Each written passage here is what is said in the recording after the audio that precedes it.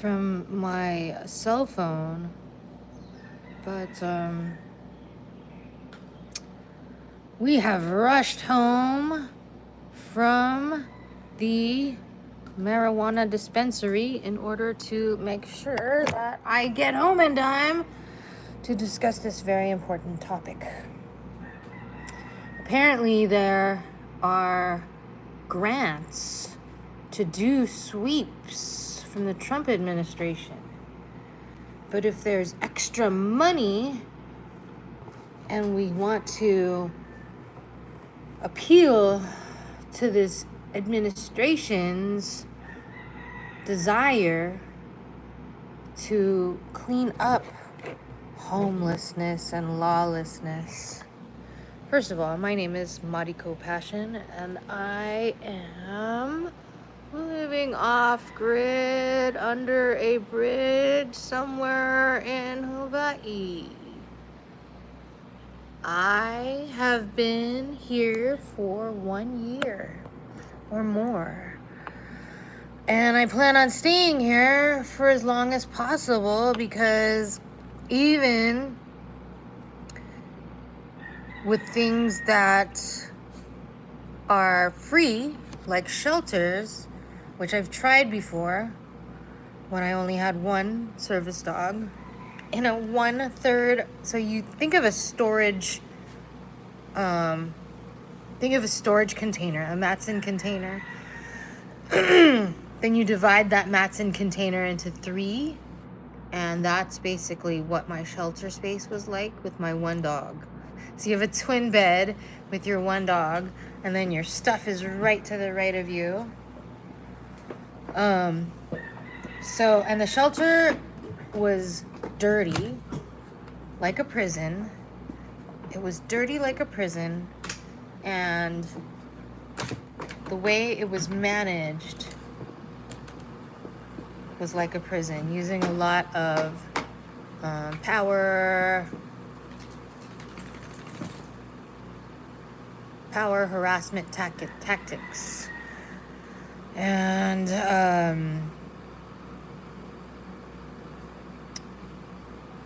narcissistic drifter shoestring. Hey, check it out. I don't know. I only use the word homeless when it suits me. I think I have graduated to off-grid.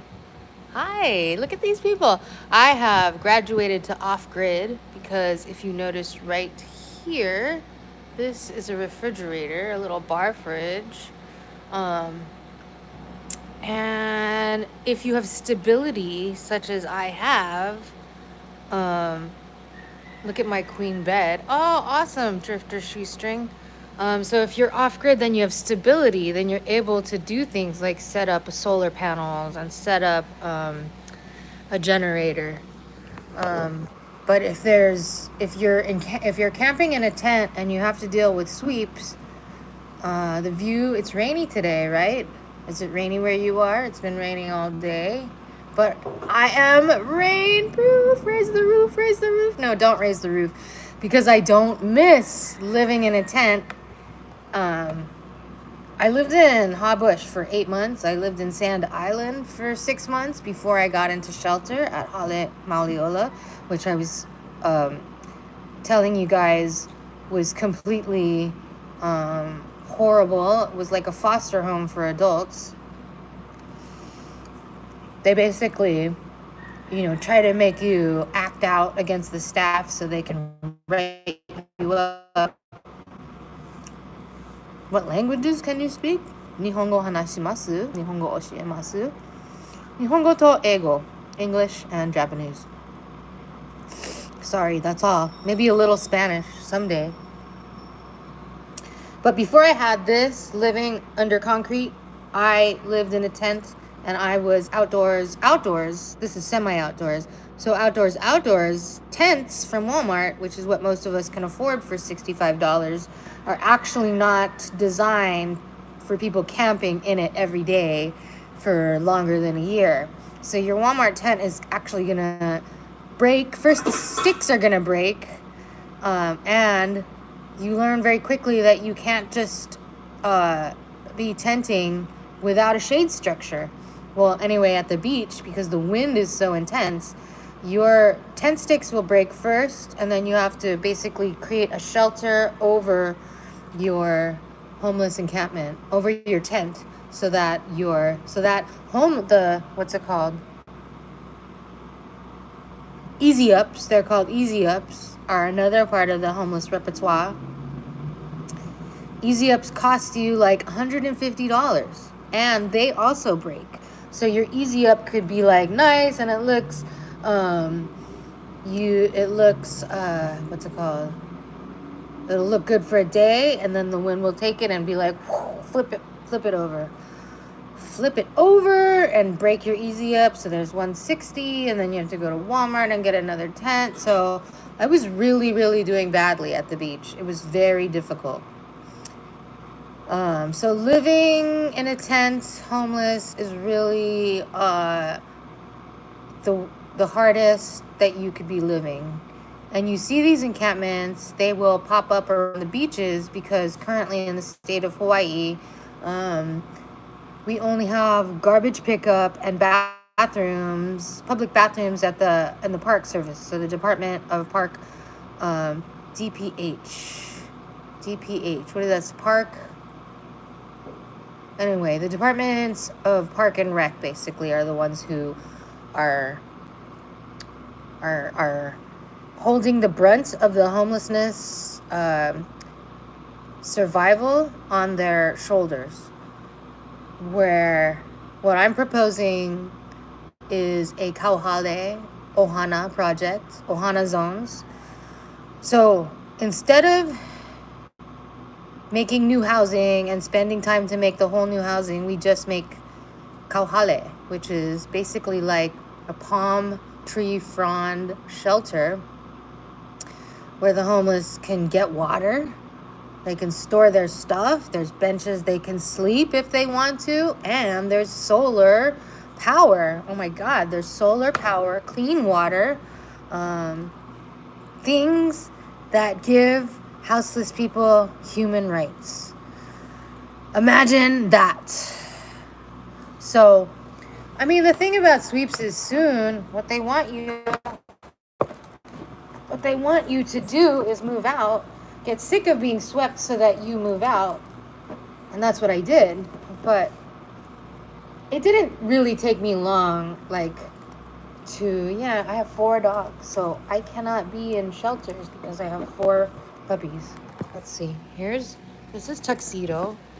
That's Mr. White. Where's my other pups? Pups, where are you? That's Mr. White. Hi, Mr. White. How are you, buddy? Homeless people always have dogs. And I got this great new bumper sticker that said, save a life. Adopt a homeless pet. And I just have it on my, because I'm also a driver. I'm a rideshare driver.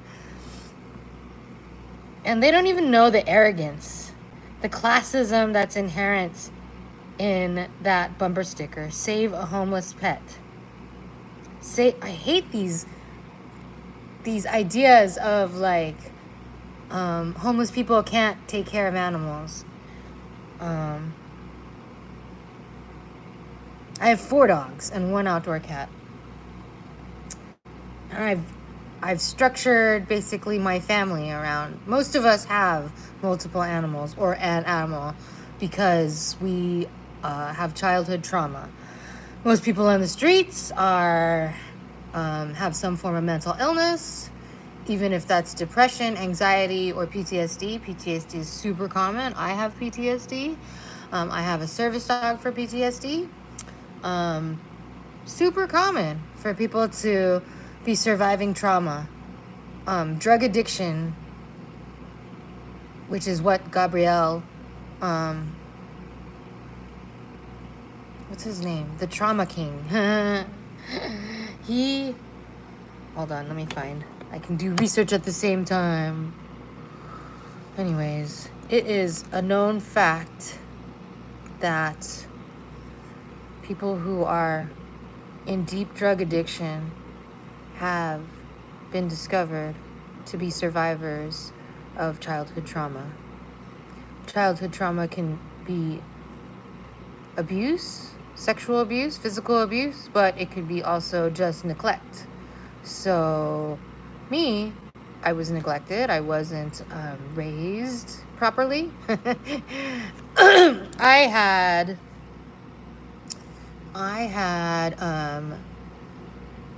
on the outside, it looked like I had a perfect family, I guess. We had a seemingly middle-class household. I had a single parent who had 3 beautiful daughters. We went to college, but I was neglected. I was emotionally, physically neglected. I was never touched. I was hardly acknowledged. I was tolerated and not loved. So this is from 14 until 21. So that's a long time to be basically raising yourself. So I have C, PTSD. C, childhood or complex PTSD. And that comes from growing up in an environment where you have to make all the decisions for yourself. And you're only 14, you're only 15, you're only 16. And your parents are actually just like barely interested, you know? So over the time of 7-8 years, that actually leads you to being an adult child. An adult child syndrome, or being an adult child, usually comes from having parents who are alcoholics. But if your parents were just overall neglectful, like they could have been narcissists. Mostly they're narcissists. Drug addicts are also narcissists. So if you're a drug addicted parent, an alcoholic parent, you're a narcissist because you're only thinking of yourself. You're not thinking of the children that are under your household. So that by definition is narcissism. Mia, this is my home. This is my house. Did you click on the live before? Did you click on the topic? This is my home. I am off-grid homeless somewhere in Hawaii. Hawaii has the most expensive rent and is the worst place to live if you're poor. Because it has the most expensive rent and the lowest wage for service workers. It has very few industries, no tech industries, there's no upward mobility industries aside for tourism. So military and tourism are basically our number 1 and number 2 industries. And it is basically a third world Hawaii that most of the houseless people live. But the homeless people that you see in the media are the ones that I actually am trying to care for with the Ohana Zone and the Kauhale Project. Because I'm actually not on the street pushing a shopping cart, but I do care for other people who are doing that. So the idea of Ohana is a Olelo Hawaii word meaning family. And they talk about it in Lilo and Stitch all the time, but I'm telling you, the locals in Hawaii hate homeless people. They talk about them in the worst way all the time. They don't consider homeless people part of their ohana. We are almost like the untouchables in a way. And this is true because I was bullied at my place of employment. They could have helped me be more stable and promoted me, but they bullied me and stopped me from being promoted so that I would ensure that I would be continuing to live the lifestyle that I lead. I've since given up on trying to be promoted in that job, but it is the reason why I think there's so much hypocrisy in Hawaii. It is the reason why when people ask me if I like here, I'm going to say that it's not been good to me. But it's a great learning lesson. Homelessness is something that I needed to do. It was, it's like everybody's biggest fear, right? The commenters don't seem like they're homeless, except the one guy. But Are any of you guys homeless? We're watching right now. Anyways, this is my first live on this topic. I'm going to try and do it maybe every Sunday. It's hard for me to keep a schedule. So for most people, being homeless and being a prostitute are people's biggest fears, and I have been both. I am both, right? Oh, I'm not both. I'm not a prostitute anymore. So part of the reason why I'm a sex worker, and someone said, oh, you're too cute to be homeless. Yeah, that might be true. I was eating a banana, but I'm good now. It's done. I'm a retired sex worker. I no longer want to make money. First of all, trading time for money at all. I want to be wealthy. I will never be wealthy trading time for money, which is basically why I'm poor in Hawaii. If you're working as a wage worker, I'm a driving slave, basically. You are never going to get out of the rat race, ever. So sex workers feel like they're winning because they have a lot of cash. They're cash rich and they're time rich. And so in that way, it makes them wealthy. But it's all short term and it's not stable. And you never learn how to be wealthy, because it's always about instant gratification. Feast, famine, instant gratification. So that is an intoxicating lifestyle to live, right? It's an addiction in itself, this up, down, of dopamine, of making money. Reward, wait, reward. So I made a choice in 2022, once I lost my apartment, I wasn't going to do sex work outdoors. I knew that. Because that's not sex work, that's survival sex. And I am too good for survival sex. I am too cute for that. No. But, I mean, I had already, since you don't want to downgrade yourself, you know what I mean? Like, once you've been a high-paid sex worker, doing survival sex would have to take not to say that I haven't done it, but I wasn't going to. What's MHM and AWH? I don't know these acronyms, Trixie. I made a decision that I wasn't going to exchange time for money. I wasn't going to exchange sexual services or companionship or anything like that. Utilizing men as the resource. I was going to learn how to be wealthy, utilizing my business skills as the resource, and making wealth beyond my wildest dreams. And that might sound crazy to you because I'm living under a bridge somewhere in Hawaii, but I'm actually schooling myself every day. I have the stability to do a live, so that means I have Wi-Fi. I have a good Wi-Fi signal, so that means that I'm able to do computer work, and the fact that I'm even doing this live means that I'm doing much better than I was living in a tent in the beach. At that time, I wasn't even working in the summer because the job that I had was off in the summer. So I really got a taste of being rock bottom homeless by being like completely unemployed, living on the beach in a tent. So I have a career. So since I'm no longer at that rock bottom, I've slowly gotten myself up from that. It's been a year since living on the beach. I was housed for 6 months, but it was a really toxic household. So I had to leave that one. It was very toxic. So a lot of the places that are willing to house people like myself are very toxic, very abusive, very manipulative. They want to basically prey on the most vulnerable people.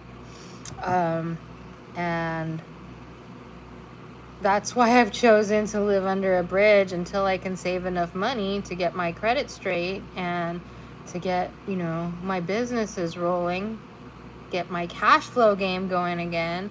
And this cash flow can't be from using men as a resource. It has to be residual income, something bigger, and something that doesn't even require my labor.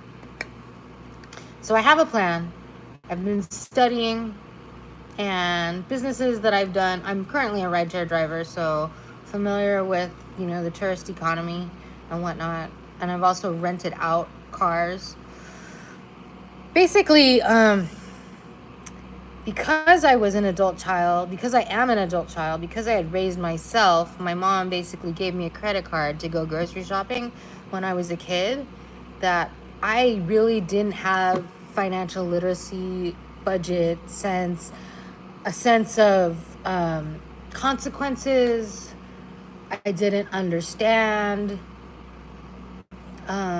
credits. I didn't understand a lot of stuff. Things were intimidating to me because my family basically kept me out of the family business and treated me like a liability or a mistake that they would pay for all the time, right?